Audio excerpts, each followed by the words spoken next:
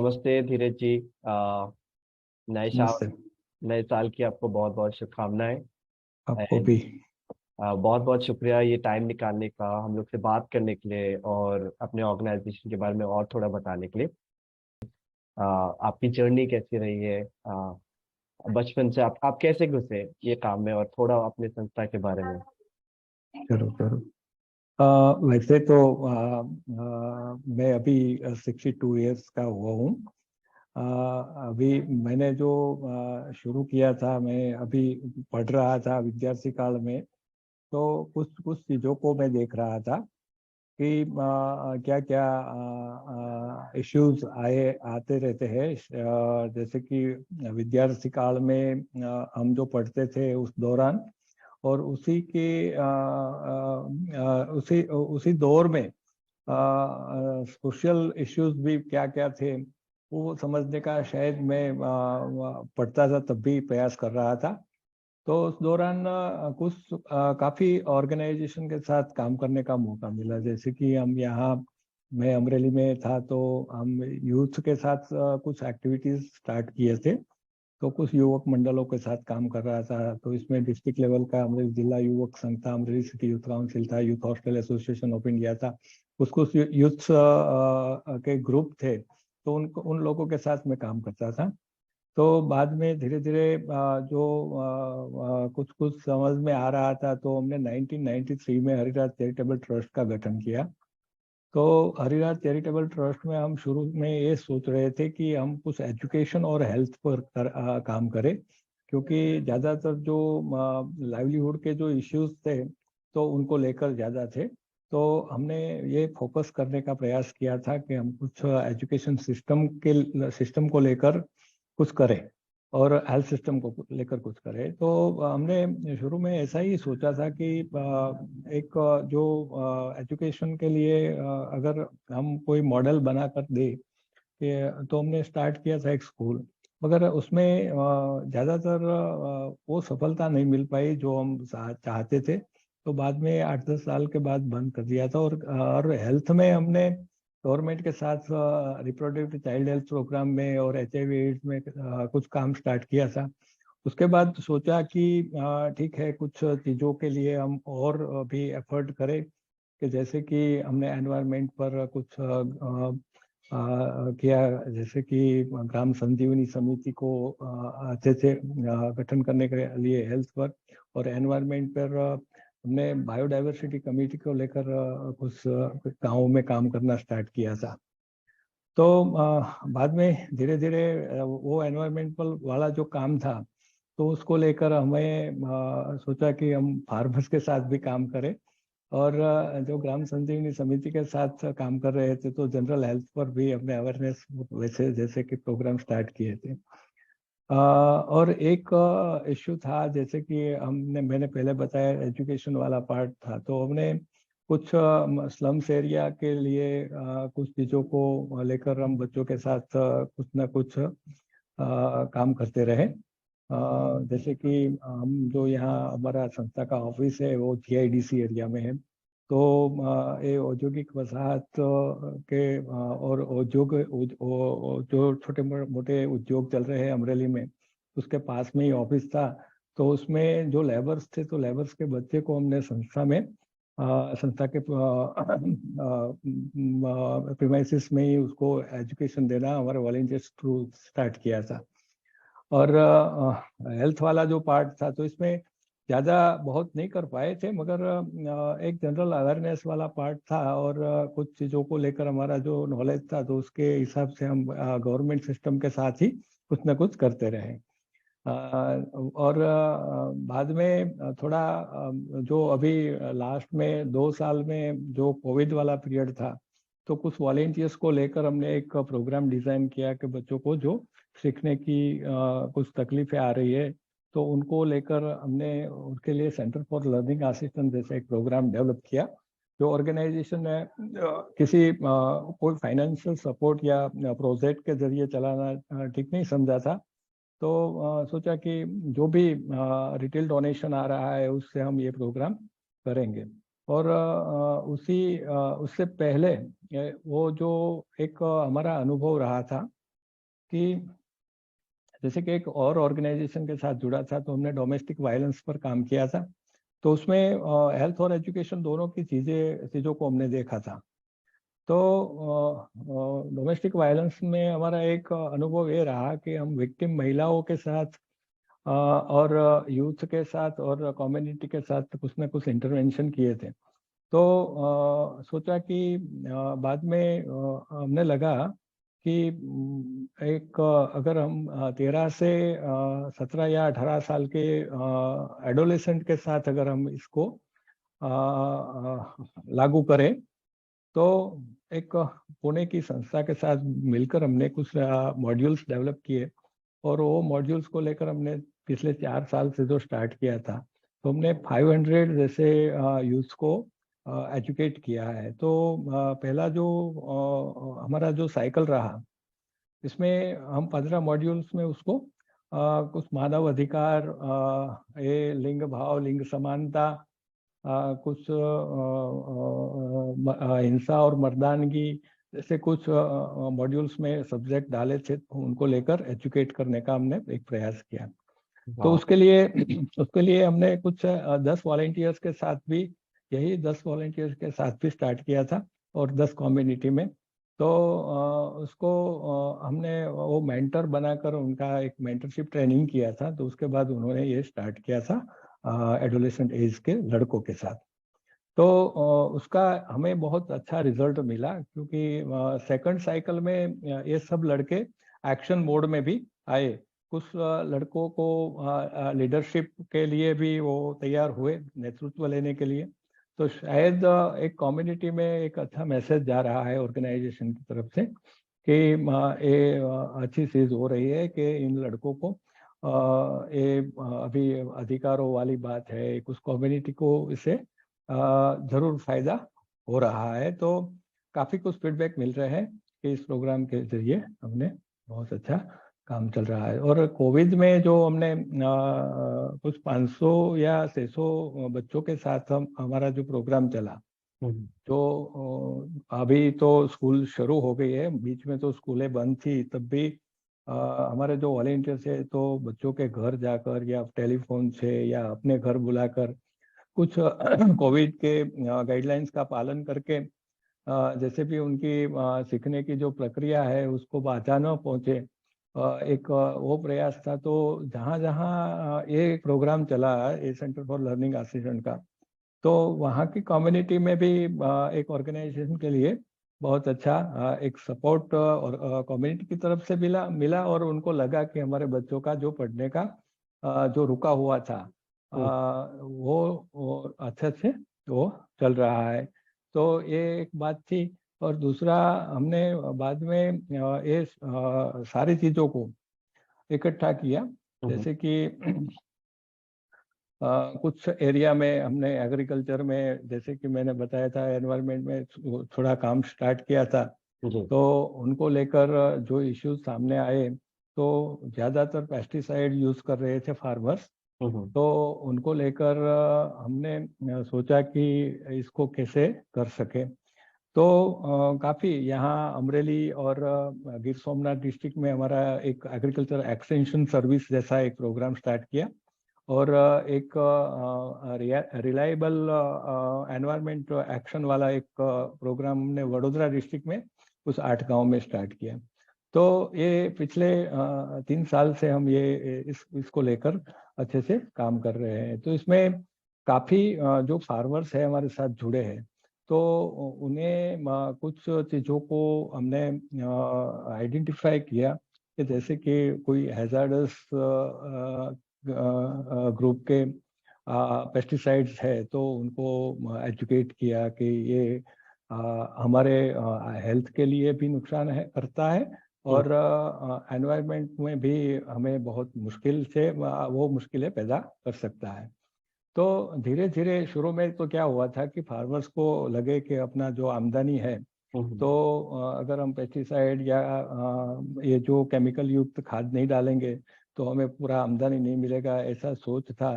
तो धीरे धीरे वो अभी फार्मर्स समझने लगे हैं कि अगर एनवायरनमेंट और हेल्थ से नुकसान हो रहा है, और इसका मुनाफा कम हो रहा है, शायद अगर न करे तो एक ऐसी जो अंडरस्टैंडिंग थी तो वो धीरे धीरे जा रही है, क्योंकि जो वो पेस्टिसाइड यूज कर रहे थे जी।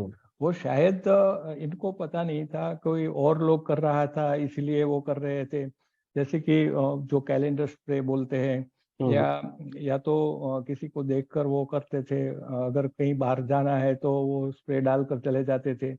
मगर हमारा एक सिस्टम बना कि आप पेस्ट देखकर पेस्टिसाइड को छांटे, हाँ। वरना मत करे ये। तो उससे उसका खर्च कम हुआ। और खाद में भी हमने जो सॉइल हेल्थ टेस्टिंग का सारे फार्मर्स के साथ हमने जो काम स्टार्ट किया था, तो उसके हिसाब से सॉइल हेल्थ टेस्टिंग रिपोर्ट के हिसाब से ही खाद डालते थे। तो अभी ज्यादातर फार्मर्स है जो अपने सॉइल में जो जो भी पोषक तत्व की खामियां दिखने को मिली है तो उसको लेकर ही खाद डालते हैं। हम्म। और अगर पेस्ट अगर मिली है तो पेस्ट को कंट्रोल करने के लिए अगर जो बायोपेस्टिसाइड्स का यूज हम पहले कर सकते हैं तो जी। जरूर उसको ही हम यूज करें। वाह। तो फार्मर्स को पता लगा कि नहीं ये अच्छा है, और हम्म। इससे हमारा आमदनी में भी कोई फर्क नहीं पड़ता है, और इससे हमारा जो इनपुट कॉस्ट है वो भी बहुत कम हो रहा है। तो अच्छा। काफी फार्मर्स को ये भी बहुत अच्छा लगा। तो इसको लेकर एक ऑर्गेनाइजेशन का भी काम चल रहा है। वाह। मतलब मैं आपकी जर्नी अगर दो लाइन में बोल पाऊँ तो आपने नॉलेज से लेके फार्मिंग तक मतलब हर तरफ से आपने मतलब 20-30 साल हो गए होंगे आपको अभी। हाँ हाँ हाँ। और आपने शुरू किया क्योंकि उसमें भी क्या होता है जैसे आपने बोला शुरू शुरू में आपने एजुकेशन का शुरू किया था बट वो चला नहीं। तो आपका हम्म। क्या मोटिवेशन था कि लगे रहे क्योंकि बहुत टाइम क्या होता है आप कुछ शुरू करते हैं और चलता नहीं है। तो फिर हम्म। आपको लगता है कि ठीक है शायद ये नहीं होता है तो आपको क्या चीज था अंदर में जो आपको आ, मतलब रुका नहीं आप जिसकी वजह से आप रुके नहीं आपको किया कि नहीं मेरे को और किसी चीज में ट्राई करना चाहिए। नहीं, वो तो इसमें क्या हुआ था कि जैसे कि एक अंडरस्टैंडिंग बना था, और कुछ लोग जो ऑर्गेनाइजेशन के साथ जुड़े थे। जी। तो हम बहुत बार कुछ चीज़ों में अगर फेल हो जाते हैं, या अगर कोई रिजल्ट नहीं मिल रहा है, या कुछ मुश्किलें आती है हम्म। तो उनको लेकर डिस्कस करते थे। तो और क्या ऑप्शन होगा, और क्या इस इश्यू को हम खत्म करने के लिए कर सकते हैं। तो उसको लेकर हमने ये कुछ कुछ प्रयोग बदले हैं क्योंकि स्टार्ट किया था और कुछ चेंज भी किया। तो यही एक जर्नी रहा मेरा कि लोगों के साथ हम बात करके जरूर लगी तो कुछ चेंज भी किया। और उसके उसको लेकर हमने जब काम किया तो काफी, अभी जो 3 पार्ट में हम काम कर रहे हैं अभी, तो वो उन तीनों में बहुत से अच्छे से रिजल्ट मिल रहे हैं।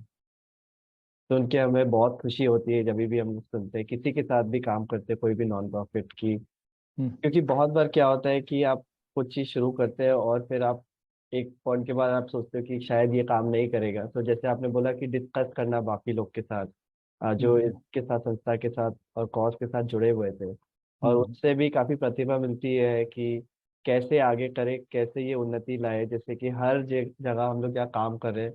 और मतलब आपके पास इतना एक्सपीरियंस है मेरे को तो इस कॉन्वर्सेशन से सीखने ही मिल रहा है तो अगर आप बोलेंगे कि और मैं जानता हूँ अमरेली जो है हम्म।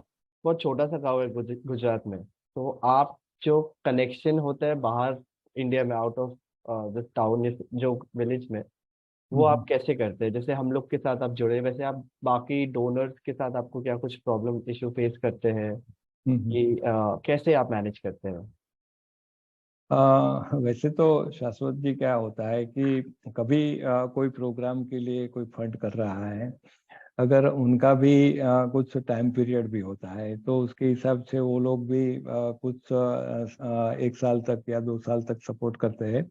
बाद में अगर अगर नहीं किया तो हमारे लिए प्रॉब्लम ये हो जाता है कि अगर जो उनके लिए टीम हमने डेवलप की है, उसको ट्रेन किया है, उसको काम स्टार्ट करने के लिए हमने जो प्रमोट किया था, तो प्रॉब्लम ये आ जाता है कि अगर फंड नहीं है तो क्या करेंगे।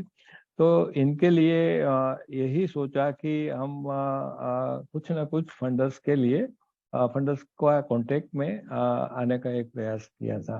तो इसमें काफ़ी फंड रेजिंग प्लेटफॉर्म है। तो जैसे कि जैसे जैसे पता चलता था तो उनके साथ हम अप्रोच कर रहे थे। शुरू में हमने क्रेडिबिलिटी अलायंस के साथ जुड़े थे। तो क्रेडिबिलिटी अलायंस एक ऐसा नेटवर्क था कि कभी सरस्वती क्या होता है कि ये जो नॉन गवर्नमेंट ऑर्गेनाइजेशन जो होते हैं इसको एनजीओ बोलते हैं, मगर हमने तो एक वॉलेंट्री सेक्टर में काम करने को स्टार्ट किया था, तो हम ये वो जियो एनजीओ वाला पार्ट में तो नहीं गए थे। मगर जो इम्प्रेशन बन रही थी लोगों में या सरकार में या और वैश्विक लेवल पे, तो कुछ एनजीओ के लिए कुछ ना कुछ चीजें ऐसी होती थी कि अगर ये लोग काम करते हैं या नहीं करते हैं, तो कुछ शंका के दायरे में लोग देख रहे थे एनजीओ को भी। तो हमने क्रेडिबिलिटी अलायंस के साथ जुड़ने का इसलिए प्रयास किया था कि कुछ मिनिमम नॉर्म्स का हम पालन करें। तो वो नॉर्म्स पालन करने के लिए कुछ चीज़ों को हमने डिस्प्ले करना स्टार्ट किया था 20 साल पहले। जैसे कि हमने हमारा एनुअल रिपोर्ट हर साल बने, उसमें हम सारी चीज़ों को डालें कि जैसे कैसे किसके साथ हमने काम किया, कैसा काम किया, क्या रिजल्ट मिला, कौन फंड दे रहा है, उसके ऑडिट रिपोर्ट्स वगैरह भी उनमें हम डिस्प्ले करते थे। और कुछ 10 से या 12 साल पहले संस्था का वेबसाइट बना, तो वेबसाइट में भी हम सारे रिपोर्ट्स और ऑडिट रिपोर्ट्स वगैरह उसको उसमें रखते थे कि जो भी लोग चाहे उसको डाउनलोड करके पढ़ सके और हमें ऑर्गेनाइजेशन को फीडबैक भी दे सके। अच्छा। तो ये तो, एक सारी तो क्योंकि आपने बोला वॉलेंटियरिंग, क्योंकि अभी भी आपका बहुत सारा जो भी है, एजुकेशन हो गया या एग्रीकल्चर में हो गया, वॉलेंटियर्स आपके सबसे मेन कैंडिडेट्स रहते हैं जो मदद करते हैं और पढ़ाते हैं या मेंटरिंग करते हैं। हाँ, आजकल के यूथ में आपको ऐसा लगता है कि थोड़ा सा, मतलब आपको कुछ इशू डिफिकल्टी फेस करते हैं उनके साथ काम करने में, कि आपको लगता है कि ऐसा कुछ बदला नहीं है जो आ, कैसा आपका एक्सपीरियंस रहा है, क्योंकि एज गैप भी अभी बहुत हो जाता है हो जैसे जाता मेरे और है। आप में के बीच में। तो नहीं। आपको कैसा लगता है उनके साथ काम करने में, या कुछ डिफिकल्टी आपको फेस करते हैं जब उनके साथ काम करते हैं? जैसे कि यूथ अभी जो वॉलेंटियर्स है ज्यादातर यूथ है। हम्म। अगर 20 या 22 साल के लड़के लड़कियां हैं हम्म। और मैं 62 का हूं, तो एज डिफरेंस बहुत गैप रहता है। फिर भी सब एक कनेक्टिविटी पता नहीं कैसे बनी है हमारे बीच, तो हम अच्छे से काम करते हैं। कभी कभी क्या होता है, कुछ वॉलेंटियर्स आ जाते हैं कि लगता है उनको कि कुछ मिलेगा या कुछ वो सैलरी बेस या एम्प्लॉय वाला जो पार्ट उसके दिमाग में अगर चलता है, तो उसके हिसाब से जो जुड़ते हैं, तो वो भी 3-4 महीने या 5-6 महीने हमारे साथ काम करते करते वो भी उनकी भी बदलने की प्रक्रिया स्टार्ट हो जाती है कि नहीं, हम लोगों के लिए काम कर रहे हैं, हम इश्यू को सॉल्व करना है, हमें पैसा जो भी मिल रहा है। तो शायद मैंने ये देखा है कि काफी लोग आए थे कि पैसों के लिए भी साथ जुड़े हैं, मगर बाद में पता चला कि नहीं, ये जो हम साथ मिले हैं इसीलिए कि हमें कुछ करना है। तो ज्यादातर रिसोर्स को ऐसा लगा, मुझे पता चला है कि उनको लगता है कि अगर हम यहाँ इस काम में हम वॉलेंटियरिंग करेंगे 1-2 साल तक, तो शायद आगे जाके हमें बहुत बड़ा रोल मिलने वाला है कहीं ना कहीं। अगर ये ऑर्गेनाइजेशन में मिलेगा या और ऑर्गेनाइजेशन में या गवर्नमेंट में, जहाँ भी अगर हमारा एक अनुभव बन गया, हमने कुछ सीखा, अगर हमारा एक कुशलता बन गई, तो हमें आगे जाके बहुत वो काम में आने वाला है। तो ये एक चीज मैं देखी है वॉलेंटियर्स में कि बहुत अच्छे से वो कर रहे हैं, वो बहुत बहुत अच्छे से उसका एक्टिंग रोल में देख रहा हूँ मैं। तो उनकी बहुत बहुत खुशी हुई। थैंक यू सो मच धीरज जी, आपसे बात करके बहुत अच्छा लगा। आपने अपने बारे में और ऑर्गेनाइजेशन के बारे में बताया और हमें वक्त दिया। Thank you so much. और हम अपने तरफ से आपको हमेशा बेस्ट विशेस देना चाहते हैं कि आपका काम बढ़ते रहे, आप और लोगों की मदद करें। बट आज समय देने के लिए बहुत बहुत धन्यवाद।